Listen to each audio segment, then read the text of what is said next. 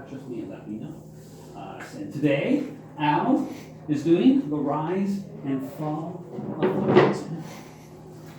Okay, so good afternoon, everybody. I recently read this book by Patrick Deneen called Why Liberalism Failed, a very fascinating book, so I'm going to talk a little bit about that. And in conjunction, I realized that Yuval Harari, the author of *Sapiens*, which you might have heard, history professor at Hebrew University of Jerusalem, he also has some thoughts on liberalism and where it's going in criticisms of it. And I thought that it would be really interesting to put the two together because they are complementary, and in some ways I think they are contradictory. And I'm curious to see after I'm finished what you guys think and how can the two be put together, or are they totally contradictory? So if you're living in the West, liberalism is in the air we breathe, the water we drink, and in the pot we smoke. Liberalism is like the core religion of the West, one could say. From free markets, individual rights, equality, separation of church and state, all that good stuff is from liberalism. And I'm talking about liberalism in the philosophical sense, as opposed to like liberal versus conservative, which are both basically two different flavors of philosophical liberalism. So given that it's so pervasive, it's like and we're not really aware of it, like fish in water, it would be good to examine these waters. So I'll be saying a little bit about liberalism in general, and then Patrick Deneen and Yuval Harari's view of it. And it's going to be descriptive, not prescriptive. I'm going to be preaching to nobody. And the prescription, interestingly enough, is not even available. I mean, both of these authors have said what they're saying in the past 4 or 5 years, and liberalism has been around for, if we go back to, say, Hobbes, almost 400 or 500 years. So this is these criticisms are new. The prescriptions, we can discuss, but they're both of these authors just have some ideas, but they don't even claim to have the solution for the problems that liberalism has introduced. So where did it come from? What is it, and what are its problems? So there's many Enlightenment philosophers that contributed to liberalism. I'll say a little bit about 4 of the key people. And that would be Bacon, Hobbes, Locke, and Mill. The first 3, Bacon, Hobbes, and Locke, are all 3 are English. Bacon, Hobbes, and Locke went to Oxford or Cambridge, one of those 2. Mill, on the other hand, never went to school or university. So Francis Bacon, 1561 to 1629, is the father of empiricism and the scientific method. And Thomas Hobbes, who was a contemporary, was his secretary for a little while. And he's mostly known for the book Leviathan, in which he has the first detailed explanation of social contract theory, which I will get to in a little bit.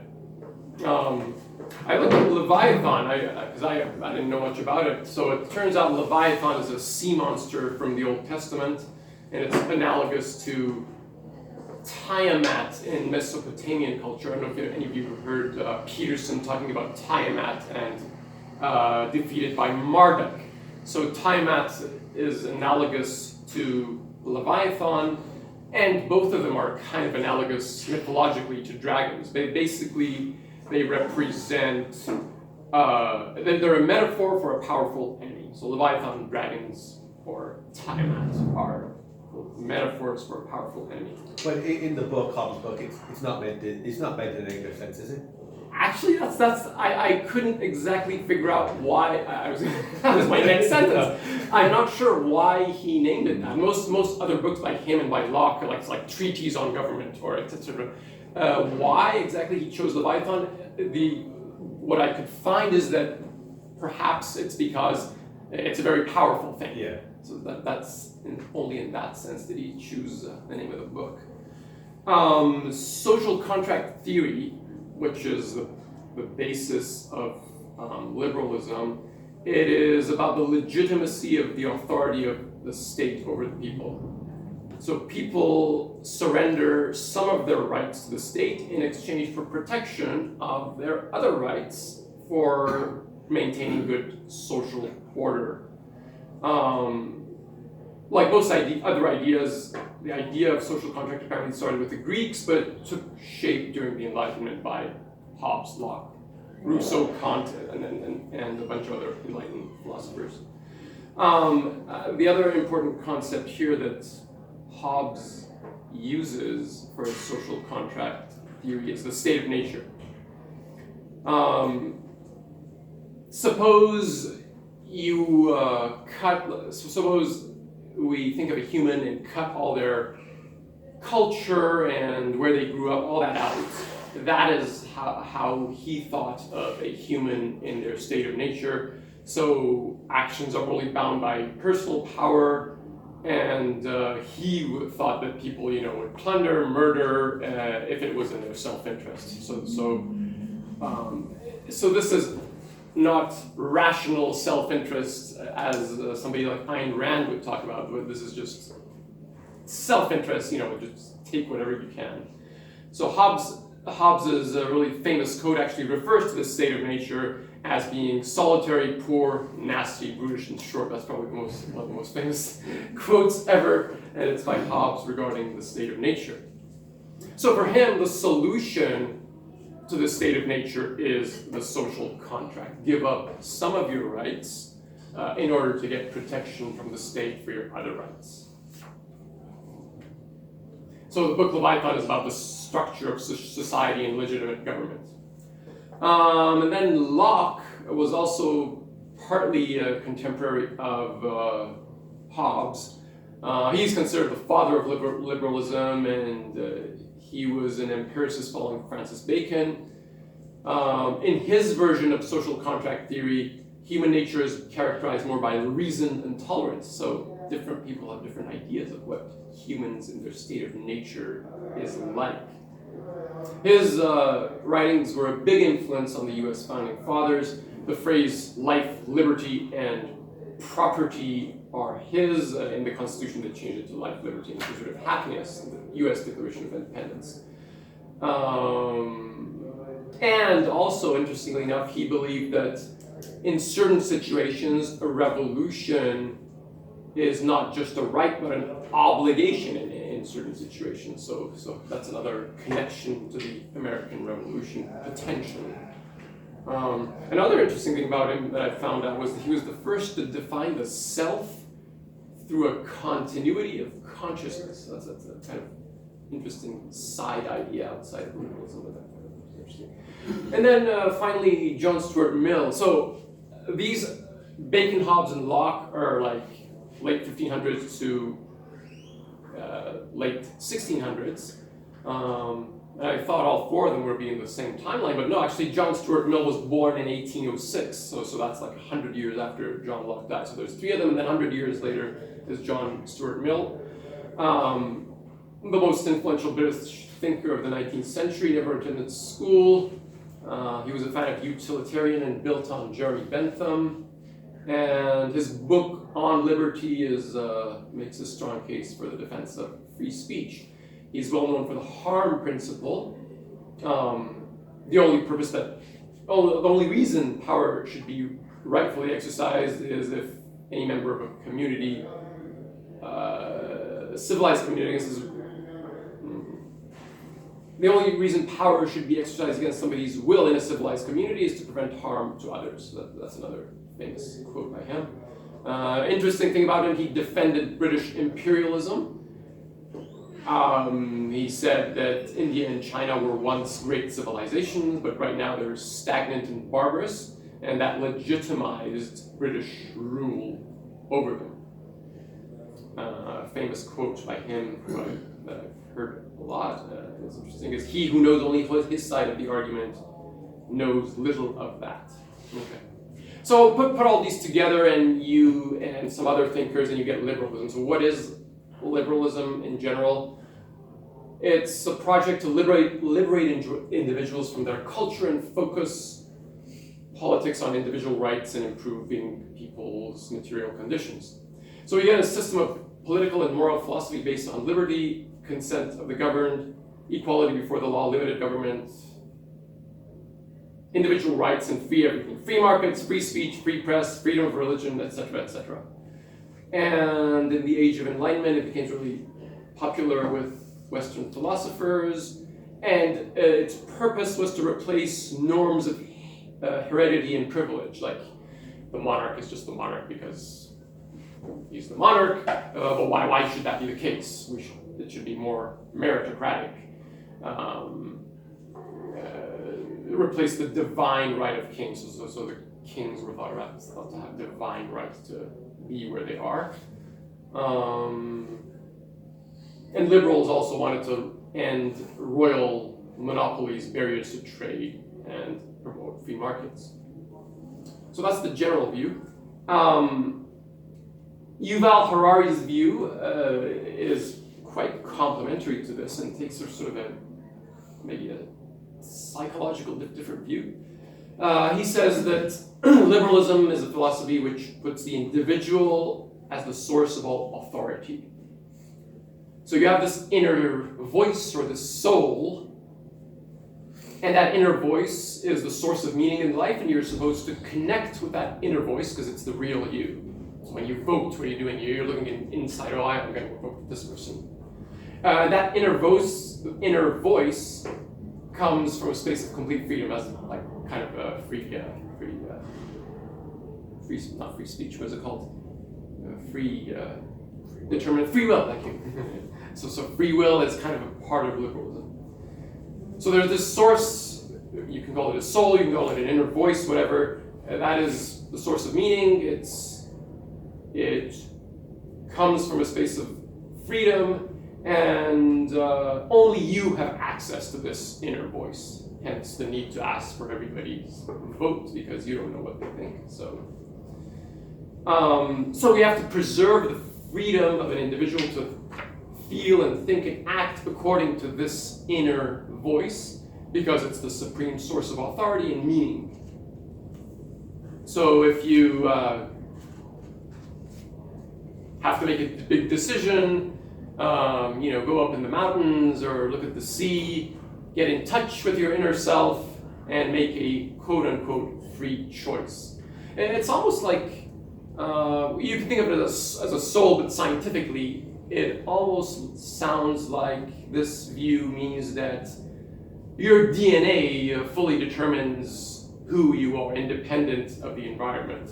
So it's almost like culture is some crap around who you really are. You have to clear the cultural crap to access the inner you. That's kind of this last part isn't my own formulation. That's not attributable to anybody else.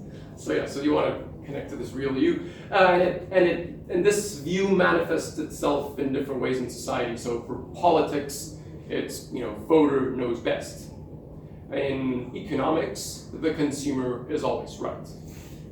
If you can gather all the geniuses to build a car, if they build a car and it doesn't sell, it's considered a bad car. A car is good if it sells. The customer is always right. Art, in the case of art, the liberalist view is beauty is in the eye of the beholder. There's this famous piece by Marcel Duchamp, I think it is, a French artist who, in a gallery, he puts a urinal, just a regular urinal, and calls it art. And you can find this in any art history textbook. And when the prof talks about this piece by Marcel Duchamp, he'll lead a discussion. Is it art? Is it not art? What is art? And if he believes in liberalism, he will guide the discussion towards the end point, which says, it is in the eye of the beholder. If you want to say it's art, it's art. There are no objective standards. In ethics, if it feels right, do it. It's inside of you. It's not forget scripture, forget whatever. If it feels right, do it. And he gave an interesting example. During the Charlie Hebdo affair, people were saying that, at least some people in the Muslim community were saying that what Charlie Hebdo did was wrong because it hurt the feelings of Muslims. In other words, it depicted the Prophet Muhammad in that way. So again, it was bad. If somebody's taking that point of view, it's bad because it hurts people's feelings. Feelings because feelings in the inside you legitimizes good and bad, right and wrong. And in education, you can teach history, physics, whatever, but the prof believing in liberalism will say, okay, yeah, I teach physics or history or whatever, but ultimately what I want to do is get students to think for themselves. That is the liberalist point of view, for better or worse. So for better or worse, this is the current religion that we have here in the West. Its authority comes from the state of nature. In other words, like Hobbes saying, Hobbes or Locke, the state of nature is the human without influence from culture and other externalities. And so the state of nature, and from that follow these kinds of rules for behavior. So I'm gonna just stop for a second there. Any comments about this view of liberalism, the first one or the second one, or anything before we go on to other problems? Not yet. No. Okay.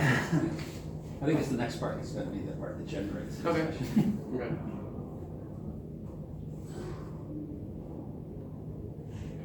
Okay. So that's the system we have.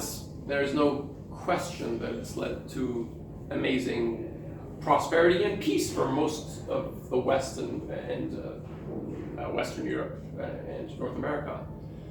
And its achievements have been pointed out big time by people like Steven Pinker in his last two books. All the many statistics of child mortality going down, the percentage of people under the poverty line is going down really, really fast. So there's nobody is disputing any of that. So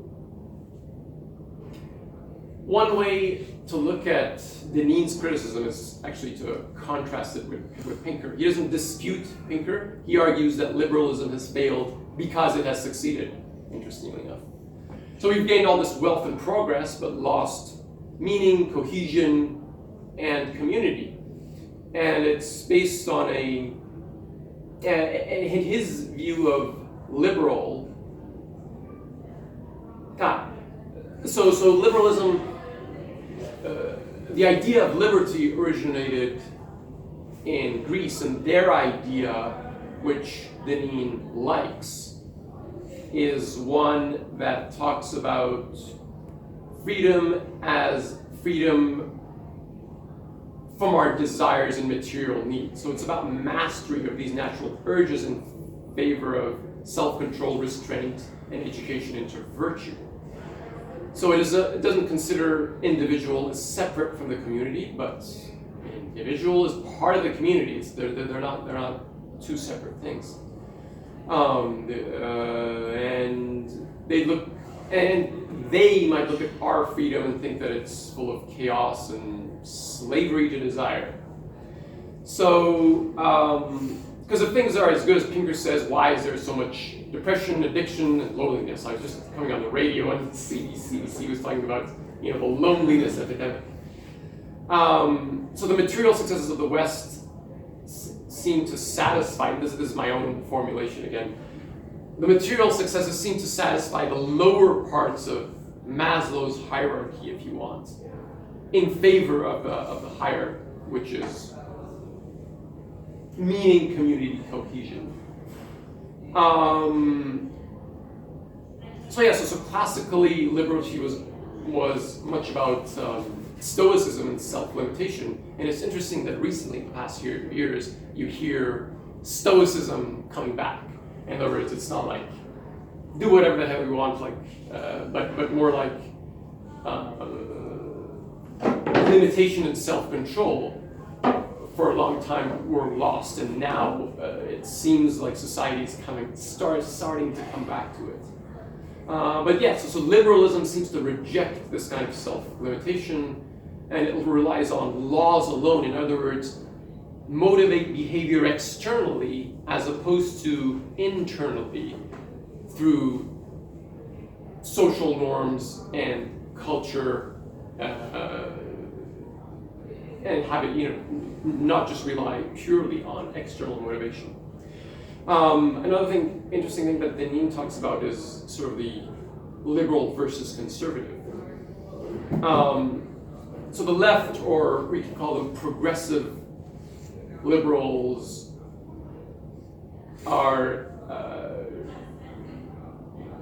seem to want a bigger state to get more rights. On the right, the conservatives or classical liberals are more interested in individualism. And the interesting thing that Deneen points out is individualism, statism are advancing together. They're sort of mutually supported, and they cooperate in the expansion both of statism and individualism.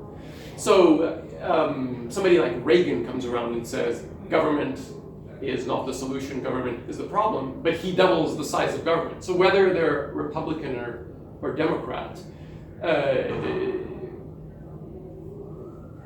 government seems to be getting bigger, because in order to give all sorts of individuals their rights, let's say LGBT, etc., you need bigger government to give more individuals more of their individual rights. So this is a sort of an insight that he has that I've never heard before. So we sometimes think as liberal and conservative kind of in a push-pull situation, but it seems more like they are mutually reinforcing each other to make government bigger. So bigger state to get more individual rights. Yeah. So and by doing that, they're expanding the power and authority of the state. Yeah. And also people in general become more atomized and less involved in voluntary associations and communities as they're being individualized. So you got a bigger state and individuals becoming more atomized. And the third critique is that liberalism is anti-culture. In other words, it homogenizes everything. So the only forms of shared culture are celebrating the liberal state or the liberal market, like Black Friday. So that, let's say that inner core, liberalism tries to strip people of their culture, religion, their place, and homogenizes culture. So, and the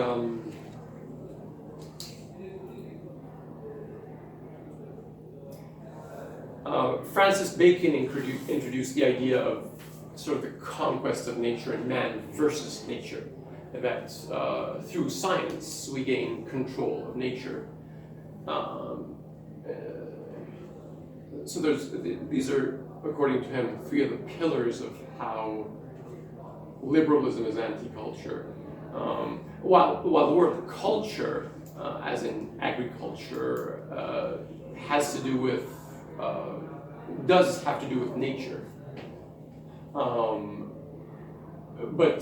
in a Francis Bacon way, it's like man is separate from nature and we have to conquer nature.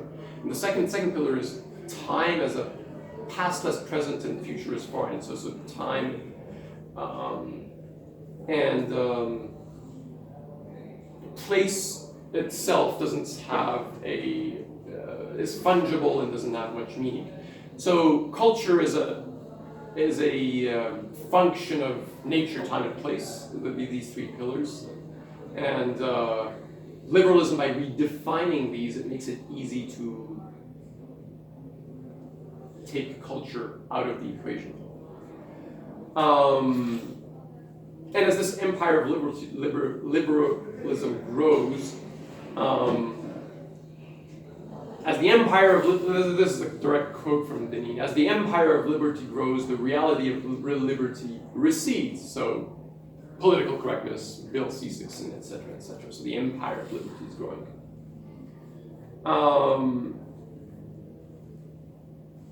Yeah, and so we have the dissociation of nature from culture, because liberalism's natural condition is defined by the absence of culture, the state of nature. And while culture in a pre-liberal view, like the classical view, has a connection to nature, as in Plato's Republic. So that's a little bit about Deneen's ideas on liberalism. And then a few comments about Harari's very different criticisms of liberalism. He says that the most profound idea in biology since Darwin in the past 150 years can be summed up in 3 words. Organisms are algorithms. There is no soul, there is no real you. You are made up of a bunch of biochemical algorithms. The cell has an algorithm to reproduce.